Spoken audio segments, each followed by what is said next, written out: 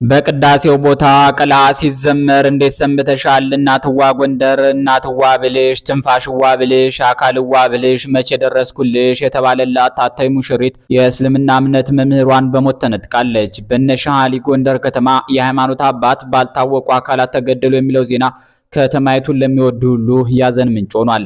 በተለይ በከተማዋ አንድ ጥግ ላይ አዲስ ዓለም በሚባለው የጥንት መንደር ሙስሊሞች ተሰባስበው በሚኖሩባት በጎንደር የጀሚዓል ከቢር መስጂድ ኢማም ኡስታዝ መሐመድ ዘይኑ አርብ ዕለት የካቲት 7 ቀን 2018 ዓ.ም ከሰላት ሲመለሱ ምሽት 1 ሰዓት ሲሆን መሃል ጎንደር ላይ በተተኮሰባቸው ጥይት ተገድለዋል ተብሏል። በወቅቱ አብረዋቸው በነበሩ ሌሎች 11 ሰዎች ላይ ደግሞ ድብደባ እንደተፈጸመባቸውና ንብረታቸው እንደተዘረፈ ተገልጿል። ጎንደርና አካባቢው ከቅርብ ጊዜያት ወዲህ ከፍተኛ እገታና ዝርፊያ የሚፈጸምበት ሆኗል እየተባለ ነው። በዚህም የተነሳ በኡስታዝ መሐመድ ዘይኑ ግድያ ላይ ኃላፊነት የሚወስድ አካል አልተገኘም።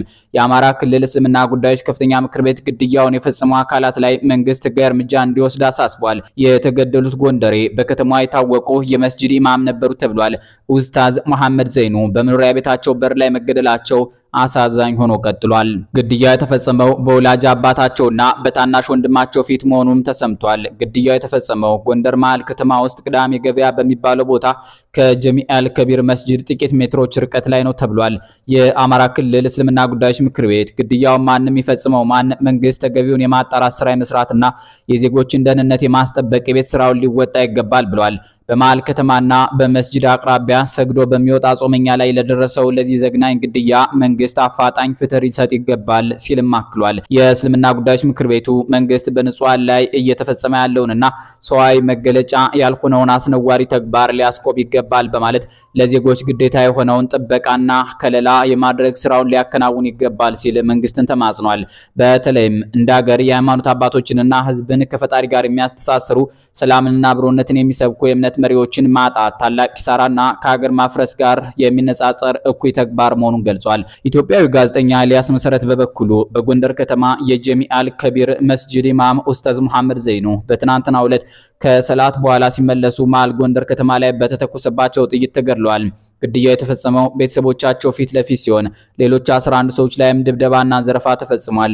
እንዲህ አይነት አጸያፊ ድርጊት ላይ የተሳተፉ በሙሉ አስተማሪ ቅጣት በፍጥነት ካልተሰጣቸው ድርጊቱ መቀጠሉ አይቀሬ ነው። ከዚህ በፊት ተደጋግሞ እንደተባለው ሁላችን እንዳልነው በሃይማኖት አባቶች ላይ የሚፈጸሙ ግድያዎችና እንግልቶችን ሁላችን ዘርና ሃይማኖት ሳንል ልናወግዝና በቃ ልንል ይገባል። ነፍስ ይማር በማለት ድርጊቱ ተፈጸመ በተባለ በማግስቱ አውግዞታል። ጎንደር በስሟ የሚጠሩት እስላማዊ መምህር የሸሃሊ ጎንደር ከተማ ነበረች። ዓለምን ሁሉ አገሬ ነው በማለት የሚታወቁት የዓለም ካርታ ለመጀመሪያ ጊዜ እንዳዘጋጁ የሚነገርላቸው ሸሃሊ ጎንደር ጎንደርን አገሬ ጎንደሬን ወገኔ ብለው የእውቀትና የእምነት ጥማታቸውን ተወጥተውባታል። በሰሞኑ ጎንደር ላይ ተከሰተ የተባለውን የእስላማዊ መምህር ግድያ መነሻ አድርገን በታዴ ማመይ ልጅ የተጋራውን እኒያን ሙስሊም ጎንደር የሚዘክር ዝግጅት ልናስደምጣችሁ ወደናል። ከእስልምና ሃይማኖት ጋር ጥብቅ ቁርኝት ካላቸው የጎንደር ቀደምት መንደሮች መካከል አንዱ አዲስ ዓለም መንደር መሆኑ ይታወቃል። በዘመነ መሳፍንት መጨረሻና በዳግማዊ አፄ ቴዎድሮስ ዘመን መጀመሪያ እንደኖሩ የሚነገርላቸው ሻሊ ጎንደር ያስገነቡት መስጂድና መካነ መቃብራቸው በዚያው ስፍራ ይገኛል።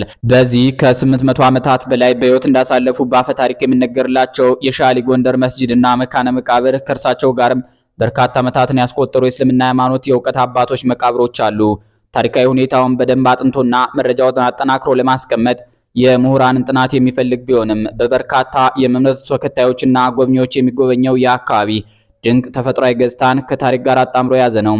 ለመሆኑ ሻሊ ጎንደር ማናቸው ካላችሁ በ19ኛው ክፍለ ዘመን አጋማሽ በጎንደር ከተማ ይኖሩ የነበሩት ሻሊ ሙሳ ሸሪፍ ጎንደር በኢትዮጵያ እስልምና ታሪክ ትልቅ ሚና የነበራቸው ታላቅ ሰው ናቸው። ሻሊ ጎንደር የሚል ስያሜያቸውን ያገኙት በጎንደር ቆይታቸው ወቅት ነበር። ሻሊ ጎንደር የተባሉት የእስልምና እምነት አባት ሃይማኖታቸውን ለማስፋፋት ከፍተኛ አስተዋጽኦ ያበረከቱ ሰው ናቸው።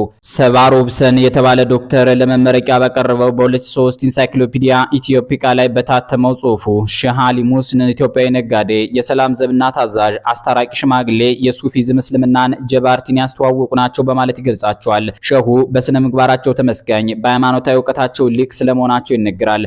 ሙስሊሙ ማህበረሰብ ሃይማኖቱን ጠብቆ እንዲኖር ካልተገባ ተጽዕኖ ራሱ እንዲከላከል ባደረጉት ከፍተኛ ጥረትና የአገር በቀል እውቀቶችን በመመርመር አንድነትን በማስተማር በስፋት ይታወሳሉ። ሻሊ በባህሪያቸው ግብቡ፣ በንግግራቸውም ልስልስ ነበሩ። ዋሽቶ መወደድ ተመሳሳይ ልደርን ባለማወቃቸው ዳግማዊ አጼ ቴዎድሮስ ከልባቸው ይወዷቸው እንደነበር ታሪካቸው ያስረዳል። በአገሬው ሰውና በመንግስት ደረጃ ተሰሚነት የነበራቸው ሲሆን በማግባባት በማሸማገልና በማስታረቅ ስራቸው ይታወቃሉ። ለአብነትም በዘመነ መሳፍንት የመጨረሻዎቹ ዓመታት በአንጃዎች መካከል ሊካሄድ የነበረውን ጦርነት አሸማግለው ጦርነቱ እንዳይካሄድ አድርገዋል። ከዚህም በተጨማሪ ዓለም አቀፍ ግንኙነት እንደነበራቸው የተጻፉላቸው ደብዳቤዎች ይመሰክራሉ። ሻሊ ጎንደር በተለይም በስነ ምህንድስና የረቀቁ ነበሩ። በዚህ ዘርፍ ልህቀታቸውን በገሃድ አስመልክተዋል። በ1956 ከእንግሊዝ ሀገር ተገኝቶ የተላከ አንድ መጽሐፋቸው ውስጥ አያሌ ቅርጻ ቅርጽና ስዕላት ተቀልመው መታየታቸው፣ መስመርና አቅጣጫዎች ሰፍረው መገኘታቸው የነበራቸውን የጥበብ ችሎታ የሚገልጽ ሲሆን በዚህ በኩል የዓለም ካርታን አዘጋጅተዋል ይባላል። ፍንጭ ሰጪ ካርታዎች በዚሁ መጽሐፋቸው ውስጥ ተገኝተዋል። ሻሊ ጎንደር 3 አይነት ትምህርቶችን ይሰጡ ነበር። ስነ ምህንድስና፣ ሂሳብና ስነ ግጥም ላይ የላቀ እውቀት ነበራቸው። ጥበብን ለመመርመርና ለማወቅ ካላቸው ከፍተኛ ፍላጎት አንጻር የአየር ንብረትና መልክዓ ምድር ሳይመርጡ ከሀገር ሀገር በመዘዋወር ቁጥሩ የበዛ ቀዬ ጎብኝተዋል። ሱዳን፣ ግብጽ፣ እንግሊዝ፣ ኤሽያ፣ ምስራቅ አውሮፓ፣ ህንድ፣ ቱርክና የመሳሰሉት ሀገራት ከጎበኟቸው ከኢትዮጵያ ውጭ ያሉ ቦታዎች መካከል ይጠቀሳሉ። በመንገዳቸውም በዘመናቸው አሉ ከሚባሉት አሊሞች፣ መሐንዲሶች፣ ፊቄዎች፣ ሱፊዎችና ከሃይማኖት መሪዎች ጋር እየተገናኙ በመልካም ባህሪያቸው ተግባብተው የውይይት ርዕሶች በማንሳት እውቀት የመጋራት ልምድ ነበራቸው። እውቀትና እውነት ለእርሳቸው የድል ስንቅ፣ የህይወት ትጥቅ ናቸው። በዚህም ከሱዳን ሊቃውንት ጋር በቀላሉ ስምም ሆነው ነበር። እንዲያውም በቆይታቸው የአካባቢ ተወላጅ መሰሉ ይባላል። በእርግጥም አይነያ ከተሰኘው የጉዞ ማስታወሻቸው ውስጥ ሱዳን ውስጥ የነበረ የትልቅ ጎሳ ስም ጠቅሰው ጽፈዋል። ሼህ አሊ ጎንደር ራሳቸውን በሰውነት የሚለኩ ዓለምን ሁሉ አገሬ ማለት ልምድ የነበራቸውም ናቸው። በብዙ ጽፎቻቸው ሊአነኒ የመነይ ወአውንሲ ነጃንሺ ሀበሺ ጎንደሪ በማለት ራሳቸውን በየስፍራው ገልጸዋል። ከአነኒ አራነፍሲ መኪየን መደንየን አረብየል አውጣኒ ሲሉም ከትበዋል። ውጄይሊ ማለታቸው ከዚሁ አኳያ እንደሆነ ይገመታል። ግና ዝምድና ቢኖር ነው አያቴ ውጄይሊ ዝምድናዬን በእርሱ ውስጥ ነው ብለው የማለታቸው ነገር ይነገርላቸዋል። በዚሁ በሱዳን ቆይታቸውም ሐዳድ የሚባልን ጦሪቃ ተማሩ። ስነ ከዋክብትን ጨምሮ ሌሎች ትምህርቶችን ቀሰሙ። ፍላጎታቸው የሚገደብ አልሆነም። የማወቅ ምኞታቸው በቀላሉ አልተሸነፈም። ለዚህ ሲሉም ከሱዳን ወደ የመን ከቀይ ባህር በ20 ኪሎ ሜትር ርቀት ወደሚገኘው የበይተ ዘቢድ ኮሌጅ አመሩ። በግቢው ውስጥ ለብዙ ጊዜያት በመማርም ኖሩ። ኡስታዝ ሼህ መሐመድ ነቂብ አልበግዳይ በይተ ዘቢድ ውስጥ የሻሊ መምህር ነበሩ። ቆይታቸውን ከእርሳቸው ጋር አደረጉ። በተባ ክትትል ተምረውም ለመምህርነት በቅተው ነበር።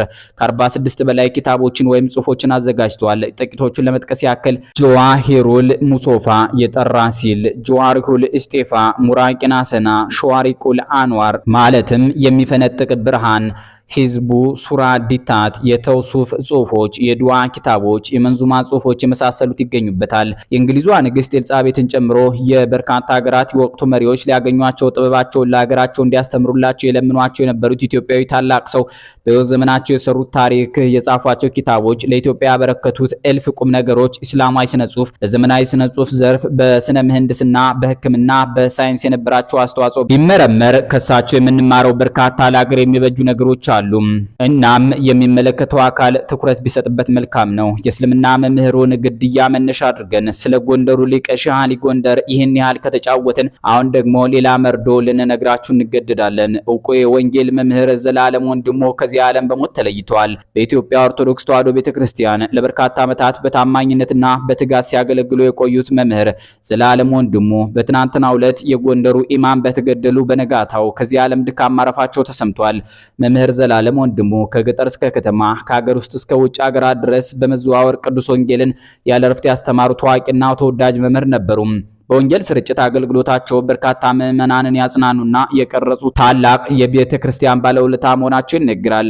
የአዲስ አበባ ሀገረ ስብከት ሚዲያ አገልግሎት መምህሩ ከዚህ ዓለም ድካም ማረፋቸውን አስመልክቶ ባወጣው መግለጫ መምህር ዘላለም ያበረከቱትን መንፈሳዊ ተጋድሎ በታላቅ አክብሮት አስታውሷል። መልካሙን ገድል ተጋድያለሁ፣ ሩጫውን ጨርሻለሁ፣ ሃይማኖቴን ጠብቄያለሁ የሚለውን ሁለተኛ ጢሞቴዎስ ምዕራፍ 4 ቁጥር 7 ላይ የሚገኝ ጥቅስ የጨመሩ የእምነቱ ተከታዮች መምህር ዘላለም እንደ ስሙ የዘላለም ሕይወትን ተስፋ አድርጎ ቃሉን ከምግባር ጋር አዋህዶ ያስተማረ ለክብር ሳይሆን ለነፍሳት መዳን የደከመ ትሁት መምህር ነበር። ትምህርቱ ከቃላት ባለፈ በሕይወት የሚገለጥ መድረክና ዝና የማይገዛው እውነተኛ የክርስቶስ ደቀ መዝሙር መሆኑን በተግባር አሳይቶናል። ዛሬኛ ብንሰናባበተውም የዘራው መልካም ዘር ግን በብዙዎች ልብ ውስጥ ፍሬ አፍርቶ ይኖራል። አምላከ ቅዱሳን ለመምህራችን ነፍሳቸውን ከአብርሃም ከይስሐቅና ከያዕቆብ ጋር ያሳርፍልን። ለቤተሰቦቻቸው ለወዳጆቻቸውና ለተማሪዎቻቸው በሙሉ መጽናናትን ይስጥልን። ነፍስ ይማር መምህራችን በማለት ተሰናብቷል። እኛም ሁለቱን የሃይማኖት መሪዎች በተመለከተ በደረሰው ነገር አዝነን በዚሁ ነፍሳቸው በገነት እንድታርፍ እንመኝላቸዋለን።